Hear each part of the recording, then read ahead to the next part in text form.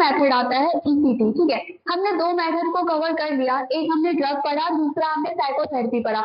हमारा तीसरा और लास्ट मेथड है जो कि मेंटली इल पेशेंट के लिए ट्रीटमेंट में हम यूज में लेते हैं, वो है ईसीटी, जिसका फुल फॉर्म होता है इलेक्ट्रोकन्वल्सिव थेरेपी। ठीक है, अब क्या होता है कि जब कोई इंसान है, जब कोई व्यक्ति है वो मानसिक रूप से बीमार है, उसमें क्या है कि मेडिसिन यूज हो रहा है, थेरेपी भी साथ साथ चल रही है, लेकिन उसके बाद भी जो है उसकी हालत में बहुत ज्यादा सुधार देखने को नहीं मिल रहा है।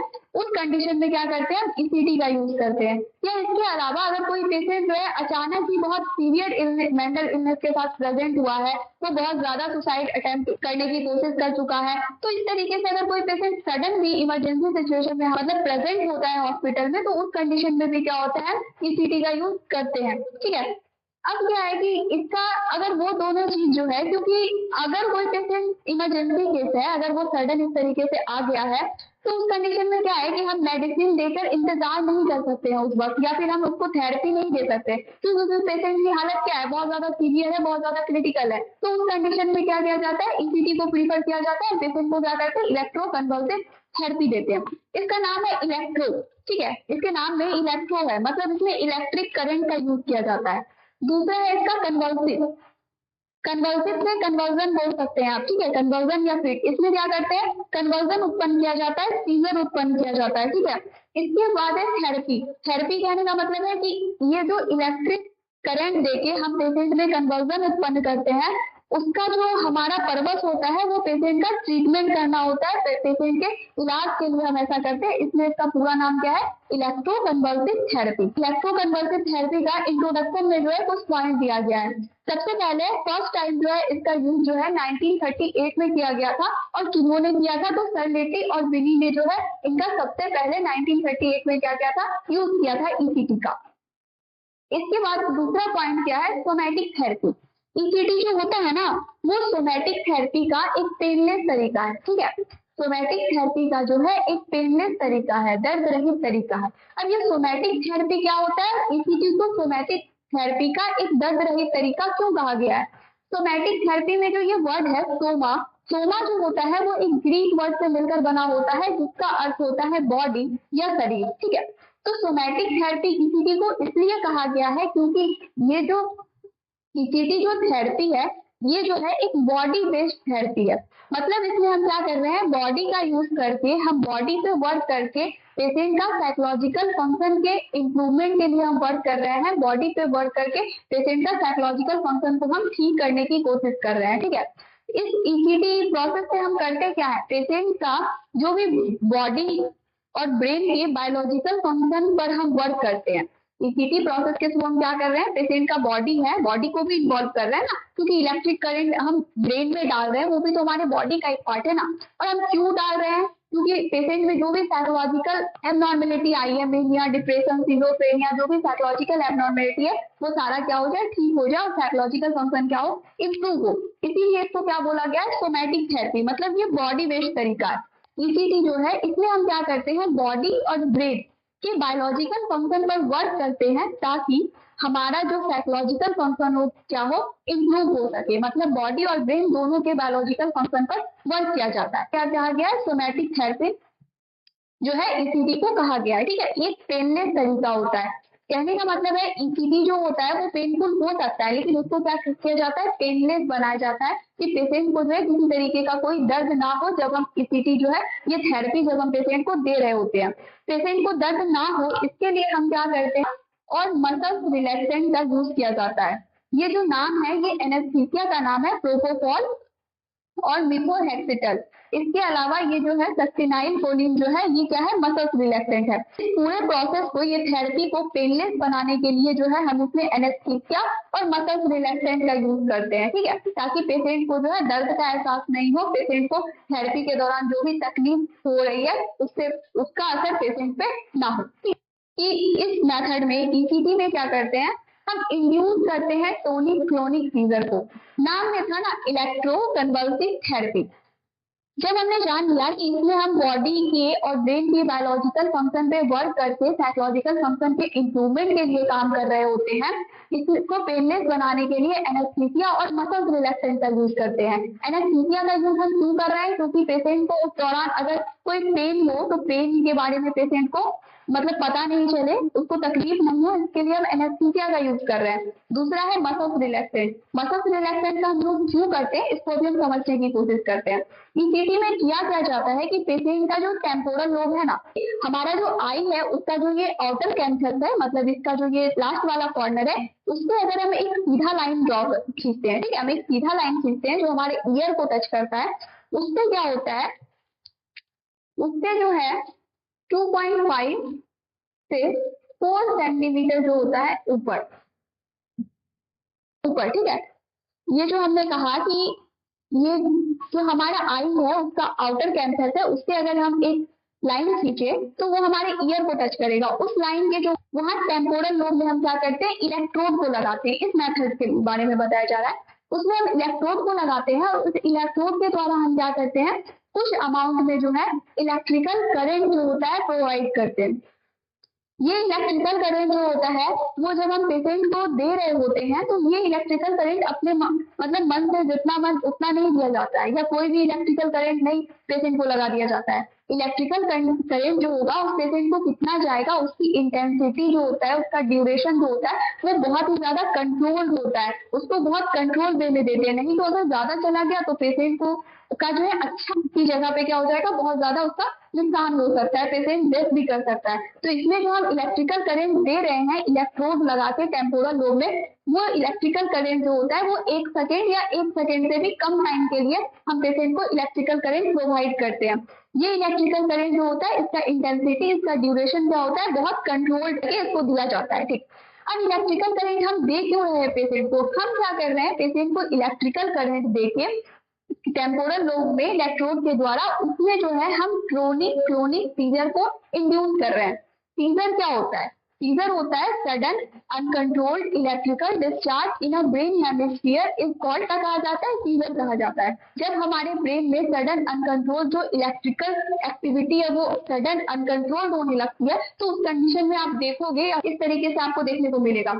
तो हम क्या कर रहे हैं, यहाँ पे पेशेंट को सीजर आ नहीं रहा है, हम क्या कर रहे हैं, इलेक्ट्रिकल करंट जो है उसके ब्रेन में डाल के कुछ अमाउंट में, वो अमाउंट देखेंगे कितना एम्पियर कितना वोल्ट है, उसको हम क्या कर रहे हैं, सीजर जो है इंड्यूस कर रहे हैं। सीजर जो है हम खुद उत्पन्न करने की कोशिश कर रहे हैं, वो भी किस तरीके का सीजर, तो सीजर का नाम है tonic clonic scissor. Tonic clonic scissor क्या होता है, पहले इंसान को क्या होगा, टोन, उसके मसल्स जो होंगे उसमें बहुत ज्यादा टोन देखने को मिलेगा। उसके बाद क्या होता है, जर्की मूवमेंट होता है। टोनिक का मतलब हो गया टोन, मसल्स में टोन इंक्रीज हो जाएगा। क्रोनिक का मतलब होता है जर्की मूवमेंट, ठीक है, जर्की मूवमेंट देखने को मिलेगा पेशेंट में। तो हम ये क्या कर रहे हैं, इंड्यूस कर रहे हैं, ठीक। अब देखिए, मान लीजिए अगर हम सीजर इंड्यूस कर रहे हैं तो इस कंडीशन में क्या होगा, पेशेंट का टोनिक क्रोनिक सीजर है, ठीक। ये जनरलाइज सीजर होता है, मतलब इसमें हमारा ब्रेन का दोनों हेमिस्फीयर जो होता है इन्वॉल्व होता है। हमारे ब्रेन में 2 हेमिस्फीयर होते हैं ना, टोनिक क्रोनिक सीजर में जो है वो दोनों हेमिस्फीयर इन्वॉल्व होता है। तो अगर हम इंड्यूस कर रहे हैं सीजर तो इसका इफेक्ट होगा हमारे पूरे बॉडी पर देखने को मिलेगा। पेशेंट को जर्की मूवमेंट आएगा, पेशेंट बहुत ज्यादा जो होगा उनको जर्की मूवमेंट देखने को मिलेगा। इससे क्या होगा, इसको हम प्रिवेंट करने के लिए जो हम क्या करते हैं, मसल्स रिलैक्सेंट का यूज करते हैं। हम क्या करते हैं, ईसीजी स्टार्ट करने से पहले हम क्या करते हैं, पेशेंट को एनेस्थीसिया और मसल्स रिलैक्सेंट देते हैं, ताकि पेशेंट को ये जो बॉडी पे जो इसका इफेक्ट दिखेगा, इस सीजर का, टोन इंक्रीज होगा, मसल्स का जर्की मूवमेंट होगा होल बॉडी में, तो इसके कारण क्या हो, पेशेंट को जो है बहुत ज्यादा इसका बुरा इम्पैक्ट नहीं पड़े, तकलीफ नहीं हो, इसके लिए हम क्या कर देते हैं, मसल्स रिलैक्सेंट देते हैं, ताकि पेशेंट को जो है हम सीजर तो इंड्यूस कर रहे हैं टोनिक क्लोनिक, लेकिन उसके बॉडी पे जो होता है उसका जर्की मूवमेंट जो होता है वो देखने को नहीं मिलता है। तो वो सीजर सिर्फ कहाँ हम इंड्यूस कर रहे होते हैं, सिर्फ और सिर्फ हमारे ब्रेन में इंड्यूस कर रहे होते हैं, क्योंकि मसल्स रिलैक्सेंट देके हमने मसल्स को जो है बॉडी का क्या कर दिया, रिलैक्स कर दिया है। तो बॉडी पे तो टोनिक क्लोनिक सीजर जो होगा उनको देखने को नहीं मिलेगा। तो ईसीटी में अगर सीजर उत्पन्न हो रहा है तो वो सिर्फ और सिर्फ कहाँ होगा, हमारे ब्रेन के अंदर वो एक्टिविटी चल रही होगी, उसका हमारे मसल्स पे या फिर जर्की मूवमेंट जो होगा हमको देखने को नहीं मिलेगा, मसल्स पे उसका इफेक्ट नहीं पड़ेगा। इसीलिए हम क्या करते हैं, मसल रिलैक्सेंट यूज करते हैं।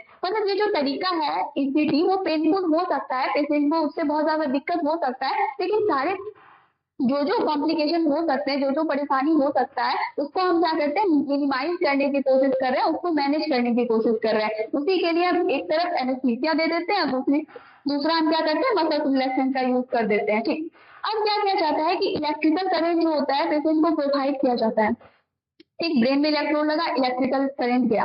अब इलेक्ट्रिकल करंट देने से पेशेंट का ट्रीटमेंट का क्या कनेक्शन है? अगर हम पेशेंट को इलेक्ट्रिकल करंट दे के टोनिक क्रोनिक सीजर उत्पन्न कर रहे हैं, सीजर का मतलब हो गया सडन अनकंट्रोल्ड इलेक्ट्रिकल डिस्चार्ज। हम ब्रेन में मतलब करंट को प्रोवाइड करा रहे हैं, इससे सीजर हो रहा है, तो हमारे ब्रेन की एक्टिविटी क्या हो रही होगी? अभी बहुत ज्यादा हो रही होगी, ब्रेन के अंदर जो एक्टिविटी है वो बढ़ रही होगी, सडन इलेक्ट्रिकल डिस्चार्ज हो रहा होगा। देखो हमारे ब्रेन के अंदर जो सर्किट है ना वो भी इलेक्ट्रिकल है, कि बाहर से जब हम इलेक्ट्रिकल करंट दे रहे हैं तो हमारा पर्पस यही होता है ईसीटी में कि जैसे फोन में कभी कभी रिफ्लेक्ट हम करते हैं ना, उसी तरीके से ब्रेन में बाहर से इलेक्ट्रिकल करंट देके सीजर जो हम इंड्यूस करा रहे हैं, जैसे इलेक्ट्रिकल करंट देंगे एक्टिविटी बहुत ज्यादा ब्रेन की बढ़ेगी, बहुत ज्यादा सडन अनकंट्रोल्ड इलेक्ट्रिकल डिस्चार्ज होगा, फिर वो क्या करेगा अचानक से शट डाउन हो जाएगा। ठीक, तो हम क्या करें एक तरीके से ब्रेन का एक तरीके से रिसेट प्रोसेस होगा, हम ब्रेन को रिसेट कर रहे हैं, जैसे हम फोन में ऐसा करते हैं ना उस तरीके से हम क्या कर रहे हैं यहाँ पे ब्रेन में इस मेथड को यूज कर रहे हैं। अब ब्रेन में अचानक से फायरिंग हुआ, फिर वो अचानक से शट डाउन, फिर जब वो दोबारा आएगा धीरे धीरे करके वो अपना इम्पल्स वगैरह उसमें जनरेट होना शुरू होगा, तो हो सकता है कि वो क्या हो जाए कि एबनॉर्मल चल रहा था, हमने उसको क्या किया थोड़ा और एबनॉर्मल बना दिया। अब हो सकता है कि वो क्या हो जाए नॉर्मल वे में जो है उसका पाथवे फॉलो होने लग जाए, जो जिस तरीके से काम कर रहा था वो उस तरीके से करने लग जाए। तो अब क्या है कि हम इसको कर क्या क्यों रहे हैं ये समझ में आ गया, ब्रेन को रिसेट करने के लिए, वो जो न्यूरोट्रांसमीटर का अंदर जो दिक्कत हो रहा है उन सबको क्या करने के लिए ठीक करने के लिए। बहुत ज्यादा एक्साइटेड कर देते हैं ब्रेन को, फिर क्या हो वो अपने नॉर्मल फंक्शन में दोबारा आ जाए। इस पर्पज से हम क्या कर रहे हैं उसको रिसेट करने के लिए हम क्या कर रहे हैं ईसीटी का यूज कर रहे हैं। ठीक, ये समझ में आ गया। अब है इंडिकेशन, ईसीटी को हम किस किस कंडीशन में देते हैं। तो पहला है सीवियर डिप्रेशन के केस में, अगर कोई व्यक्ति को बहुत ज्यादा डिप्रेशन हो गया है और वो सुसाइड बार बार अटेम्प्ट करने की कोशिश कर रहा है, उसको सुसाइडल थॉट आ रहे हैं, तो उस कंडीशन में हम ये दे सकते हैं। इसके अलावा साइकोसिस वाला कोई पेशेंट है है मेंटल इलनेस है तो उसको हम दे सकते हैं। अगर उसमें कैटाटोनिया हो रहा है, कैटाटोनिया का मतलब होता है एबनॉर्मल मसल टोन, उसके जो बॉडी के मसल्स है उसमें टोन में एबनॉर्मेलिटी देखने को मिल रही है, तो उस कंडीशन में भी हम ईसीटी देंगे। और तीसरा क्या है सिजोफ्रेनिया, इसके अलावा भी और भी हो सकता है इसका इंडिकेशन, इन जगह पे हम क्या करेंगे ईसीटी का यूज करेंगे। ये समझ में आ गया। हम इसका ईसीटी का कॉन्ट्रा इंडिकेशन देखते हैं, इंडिकेशन उसका इंट्रोडक्शन देख लिया, अब कॉन्ट्रा इंडिकेशन के बारे में जानते हैं। कॉन्ट्राइंडिकेशन क्या है कि किन किन कंडीशन में जो है ईसीटी का यूज नहीं कर सकते, ईसीटी का यूज करना क्या है मना है, हानिकारक हो सकता है पेशेंट के लिए। तो सबसे पहला कंडीशन है इंट्राक्रेनियल प्रेशर इंक्रीज। ठीक है, अगर किसी भी व्यक्ति का आईसीपी इंट्राक्रेनियल प्रेशर जो है पहले से ही इंक्रीज हो तो उस कंडीशन में हम क्या करेंगे ईसीटी का यूज नहीं करेंगे। उस सिचुएशन में क्या है ईसीटी कॉन्ट्रा इंडिकेटेड है। ठीक, अब ये इंट्राक्रेनियल प्रेशर क्या होता है, आईसीपी क्या होता है, हमारे ब्रेन के अंदर जो होता है ना एक प्रेशर होता है। ठीक है, वो कब कब बढ़ सकता है, जैसे कि देखो वो प्रेशर डिपेंड करता है हमारे सीएसएफ से, सेरिब्रो स्पाइनल फ्लूइड जो होता है हमारे ब्रेन के अंदर, इसके अलावा हमारे ब्रेन के सेल्स टिश्यू पे, इसके अलावा ब्लड जो हमारे ब्रेन के अंदर ब्लड सप्लाई हो रही है उस पे। अगर इन तीन चीजों में अगर किसी तरीके की कोई अधिकता आ जाती है, जैसे अगर सेल टिश्यू है ब्रेन का उसमें एबनॉर्मल ग्रोथ हो गया, ट्यूमर हो गया, तो उसकी वजह से भी क्या होगा अंदर का जो प्रेशर है इंट्राक्रेनियल प्रेशर जो है वो क्या हो जाएगा इंक्रीज हो जाएगा, क्योंकि स्पेस उतना ही है और कुछ एक्स्ट्रा ग्रोथ हो गया, तो वो क्या करेगा अदर जगह पे प्रेशर क्रिएट करेगा, तो उस कंडीशन में भी आईसीपी इंक्रीज होगा। इसके अलावा क्या है अगर सीएसएफ है, सेरिब्रो स्पाइनल फ्लूइड है जो हमारे ब्रेन के अंदर जो फ्लूइड प्रेजेंट होता है, अगर वो बहुत ज्यादा अमाउंट में हो गया तो वो भी क्या करेगा प्रेशर को इंक्रीज करेगा इंटरनली। इसके अलावा क्या है कि अगर कहीं पे जो ब्लड वेसल्स है वो रप्चर हो गई, कहीं पे ब्लड का क्लॉट जाके जम गया है, कहीं पे बहुत ज्यादा ब्लड वेसल्स रप्चर हो गई है, तो ये सारा जो चीजें हैं वो भी क्या करेगी हमारी आईसीपी को क्या करेगी इंट्राक्रेनियल प्रेशर को इंक्रीज करेगी। तो अगर किसी व्यक्ति में पहले से इंट्राक्रेनियल प्रेशर इंक्रीज है तो उस कंडीशन में हम ईसीटी नहीं देते हैं, क्योंकि जब व्यक्ति को ईसीटी दिया जाता है इलेक्ट्रोकन्वल्सिव थेरेपी तो उस दौरान क्या होता है उस व्यक्ति का आईसीपी इंक्रीज करता है ईसीटी के दौरान। ठीक, अगर पहले से उसको आईसीपी इंक्रीज का प्रॉब्लम है और उसके बाद अगर हम उसको ईसीटी दे देंगे तो उसका आईसीपी जो होगा और ज्यादा इंक्रीज कर जाएगा, जिसके कारण क्या होगा, उसके ब्रेन के अंदर ज्यादा डैमेजिंग होने का चांसेस है। उसमें जो होगा वो हर्निएशन हो सकता है, उसका जो सेल टिश्यू है वो बाहर की ओर निकलने की कोशिश कर सकता है, उसमें हर्निएशन देखने को मिलेगा जो कि एक लाइफ थ्रेटनिंग कंडीशन हो जाएगी। तो इसीलिए जिसका आईसीपी इंक्रीज है उसे हम ईसीटी नहीं देंगे। ये हो गया। उसके बाद आता है दूसरा मायोकार्डियल इंफ्राक्शन। मायोकार्डियल किसका नाम है, हमारे हार्ट का जो मसल्स है उसे हम क्या बोलते हैं, मायोकार्डियम बोलते हैं। ठीक है, अब मायोकार्डियल इंफ्राक्शन देखो, दो वर्ड होता है, एक होता है मायोकार्डियल इस्कीमिया और एक होता है मायोकार्डियल इंफ्राक्शन। इस्कीमिया जो वर्ड होता है उसका मतलब होता है, कहीं भी इस्कीमिया अगर लिखा हुआ है उसका मतलब ये है कि वहां उस एरिया में क्या है, ब्लड सप्लाई जो है कम हो गया है। ठीक है, और अगर इंफ्राक्शन कहीं पे यूज हो रहा है इसका मतलब है कि उस एरिया में जो ब्लड सप्लाई वो क्या हो गया, कंप्लीट ब्लॉक हो गया है। तो मायोकार्डियल इंफ्राक्शन में क्या होता है कि हमारे हार्ट को जो ब्लड सप्लाई करने वाली वेसल्स है जिसको हम क्या बोलते हैं, कोरोनरी आर्टरी कहते हैं, जो कि हमारे हार्ट के मसल्स को ब्लड सप्लाई करती है, उसमें क्या आ जाता है, ब्लॉकेज आ जाता है। वो कोरोनरी आर्टरी क्या हो गई, इंफ्राक्शन लिखा हुआ है तो क्या हो गई, वो कम्प्लीटली ब्लॉक हो गई है। तो जिसके कारण क्या हो गया कि हमारा हार्ट जो है वो अगर जो है कोरोनरी आर्टरी ब्लॉक हो गई और हार्ट के मसल्स को ऑक्सीजन और ग्लूकोज नहीं मिल पा रहा है, ब्लड सप्लाई वहां तक नहीं पहुंच पा रहा, तो वो एरिया क्या हो जाएगा, डेड होने लग जाएगा। तो उस कंडीशन को हम क्या बोलते हैं, मायोकार्डियल इंफ्राक्शन बोलते हैं। तो अगर किसी व्यक्ति को ये है मायोकार्डियल इंफ्राक्शन की प्रॉब्लम है तो उनको भी हम क्या करेंगे, ईसीटी नहीं देंगे, क्योंकि ईसीटी के दौरान जिस तरीके से आईसीपी इंक्रीज होता है उसी तरीके से क्या होता है, ईसीटी के दौरान पेशेंट का थोड़ा हार्ट रेट इंक्रीज होता है, उसका बीपी इंक्रीज हो जाता है। तो पहले से अगर किसी इंसान को ये दिक्कत है और उनका हार्ट का जो सेल टिश्यू है वो डेड है, कुछ पार्ट जो है वो डेड हो चुका है, तो अगर इस कंडीशन में पेशेंट को ईसीजी दिया जाएगा तो उनका बीपी जो होगा वो इंक्रीज करेगा, उसका कार्डियक एक्टिविटी पे क्या आ जाएगा, लोड जो होगा उससे ज्यादा पड़ेगा, उसके जो हार्ट पे उससे लोड क्या हो जाएगा, इंक्रीज हो जाएगा, जिसके कारण उसको फिर से जो है इंफ्राक्शन होने का चांसेस हो सकता है, उसमें हार्ट में डैमेजिंग हो सकता है। ठीक है, इसलिए हम एमआई के केस में क्या करेंगे, पेशेंट को ईसीटी नहीं देंगे। तीसरा आता है हाइपरटेंशन। हाइपरटेंशन जो है, अगर किसी पेशेंट को बहुत लंबे समय से हाइपरटेंशन है, वो भी कंट्रोल नहीं है, अनकंट्रोल चल रहा है, उनका बीपी जो है कंट्रोल नहीं हो रहा है, वो हमेशा बहुत ज्यादा हाइयर ही रहता है, तो इस कंडीशन में ईसीटी का यूज नहीं करेंगे। क्यों, क्योंकि हम जान रहे हैं कि ईसीटी के दौरान क्या होता है, बीपी इंक्रीज करता है। बीपी इंक्रीज करेगा, एक तो कार्डियक पे हमारा वर्कलोड इंक्रीज होगा, दूसरा ये कि हमारे जो वेसल्स है जो कि ब्लड सप्लाई कर रही है उस पर भी क्या हो जाएगा, वर्कलोड इंक्रीज हो जाएगा, तो वो क्या हो सकता है, दिक्कत कर सकता है पेशेंट को। इसीलिए क्या हो सकता करेंगे हम, हाइपरटेंशन के केस में जो है पेशेंट को ईसीटी नहीं देंगे। पहले से हाइपरटेंशन और ज्यादा हाइपर होगा, कहीं से भी ब्लीडिंग हो जाएगा पेशेंट को। ठीक है, इसके अलावा क्या है कि सेरिब्रोवैस्कुलर एक्सीडेंट, इसको हम शॉर्ट फॉर्म में क्या बोलते हैं, सीवीए बोलते हैं। अगर किसी व्यक्ति को सीवीए का दिक्कत है, सेरिब्रोवैस्कुलर एक्सीडेंट, जैसे यहाँ पे क्या हुआ कि हमारा हार्ट का जो आर्टरी है जो उसको ब्लड सप्लाई कर रही थी मसल्स को, अगर वो ब्लॉक हो गई तो ऑक्सीजन और ग्लूकोज नहीं पहुंचा तो हार्ट का मसल क्या हो गया, डेड हो गया वहां पे। उसी तरह क्या होता है कि हमारे ब्रेन को जो ब्लड सप्लाई करने वाली आर्टरी है, वेसल्स है, सेरिब्रल आर्टरी है, वो क्या हो जाती है, अगर उसमें किसी तरीके से कोई क्लॉट जाके जम गया है, जिसके कारण क्या होता है कि हमारा ब्रेन का जो पार्ट है उस तक ऑक्सीजन और ग्लूकोज नहीं पहुंच पा रहा है, कोई पार्ट है उस तक नहीं पहुंच पा रहा है, जिसके कारण क्या होता है, वो उसका क्या हो जाता है, धीरे धीरे डेड करने लग जाता है। इसके अलावा क्या है कि ये जो होता है वो इस्कीमिक भी होता है और हेमरेजिक भी होता है।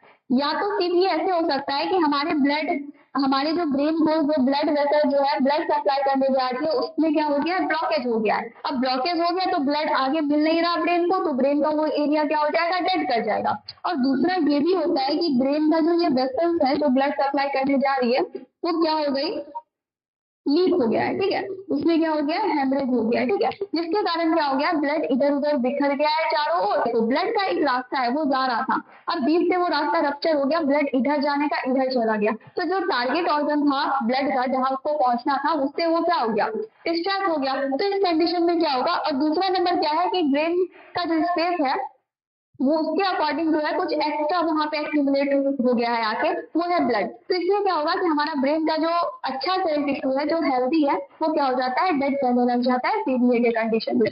तो अगर किसी को ये दिक्कत है पहले से सीवीए, तो उसको हम ईसीटी नहीं देंगे।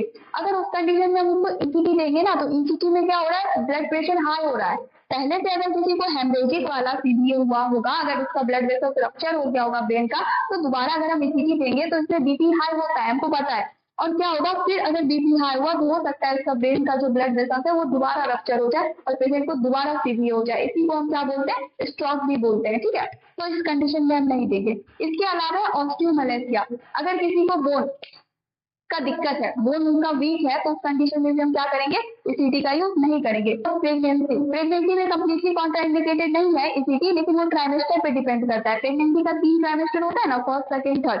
पहले का जो 3 मंथ होता है फर्स्ट ट्राइमेस्टर, फिर जो 3 से 6 मंथ हुआ सेकेंड ट्राइमेस्टर, 6 से जो 9 मंथ हुआ थर्ड ट्राइमेस्टर। तो उसमें क्या कहेंगे, ट्राइमेस्टर पे डिपेंड करता है। लेकिन प्रेगनेंसी में जो है अगर इसको दिया जाता है तो उससे भी जो फीमेल है उसको दिक्कत हो सकता है, उनका अबॉर्शन हो सकता है, उनका प्री मैच्योर डिलीवरी हो सकता है। ठीक है, इसके अलावा ट्यूमर, अगर किसी के ब्रेन में ट्यूमर प्रेजेंट है तो उस कंडीशन में भी हम ईसीजी अवॉइड करेंगे, क्योंकि ट्यूमर जो है वो एक्स्ट्रा सेल टिश्यू का ग्रोथ है, जो कि कहाँ हो रहा है, हमारे ब्रेन के अंदर। अगर वो जो ब्रेन के अंदर ग्रोथ हो रहा है वो क्या कर रहा है, आईसीटी को इंक्रीज कर रहा है। पहले से ही व्यक्ति का आईसीटी इंक्रीज है और हम ईसीटी देंगे तो थोड़ा और इंक्रीज होगा उसका आईसीटी। तो क्या होगा कि हर्निएशन या फिर और ज्यादा ब्रेन के अंदर डैमेजिंग हो सकता है। इसलिए जो होगा, इस सारे कंडीशन में हम क्या करेंगे, कॉन्ट्रा इंडिकेटेड है ईसीटी को देना, इस सिचुएशन में हम उसको अवॉइड करेंगे। अब आता है टेक्निक। इसका जो होता है वो 2 टेक्निक है, एक है डायरेक्ट और दूसरा क्या है, इनडायरेक्ट टेक्निक। डायरेक्ट टेक्निक में क्या होता है कि इस टेक्निक में जो है एनेस्थीसिया और मसल रिलैक्सेंट का यूज नहीं करते हैं। डायरेक्ट गए, नाम है डायरेक्ट, ठीक है, मान लो सब कुछ भूल गए, डायरेक्ट गए, पेशेंट को इलेक्ट्रोड लगाए और फिर उसको जितना अमाउंट में करेंट प्रोवाइड करना था वो हम दे दिए। इसमें हमने क्या किया, एनेस्थीसिया और मसल रिलैक्सेंट का यूज नहीं किया जाता है इस टेक्निक में। दूसरा है इनडायरेक्ट टेक्निक। इनडायरेक्ट टेक्निक में हम क्या करते हैं, एनेस्थीसिया और मसल रिलैक्सेंट का यूज करते हुए हम पेशेंट को क्या करते हैं, ईसीटी थेरेपी जो है हम पेशेंट को देते हैं। ठीक है, तो 2 तरीके का होता है, यूनिलैटरल और बायलैटरल। वो टेक्निक अलग था, डायरेक्ट और इनडायरेक्ट, ये टाइप है यूनिलैटरल और बायलैटरल। कहने का मतलब ये है, यूनिलैटरल का मतलब एक तरफ, बायलैटरल का मतलब दोनों तरफ। ये जो पहला टाइप है ईसीटी का यूनिलैटरल, इसमें क्या करते हैं कि इलेक्ट्रोड जो होता है, दोनों इलेक्ट्रोड जो होता है पेशेंट के एक ही साइड में लगाते हैं। ठीक है, ऐसे तो हमने यहाँ 2 इलेक्ट्रोड लेते हैं और वो क्या करते हैं, टेम्पोरल लोब में एक साइड इधर एक साइड इधर जो है दोनों साइड हम लगा देते हैं। लेकिन यूनिलैटरल में क्या करते हैं, हेड के एक ही साइड में जो होता है दोनों इलेक्ट्रोड लगाया जाता है। ठीक, दूसरा है बायलैटरल। बायलैटरल साइड में हम क्या करते हैं, 2 इलेक्ट्रोड लेते हैं और उनको हम दोनों साइड लगाते हैं, लेफ्ट राइट दोनों साइड हम उसको क्या करते हैं, टेम्पोरल लोब में हम उसको लगाते हैं।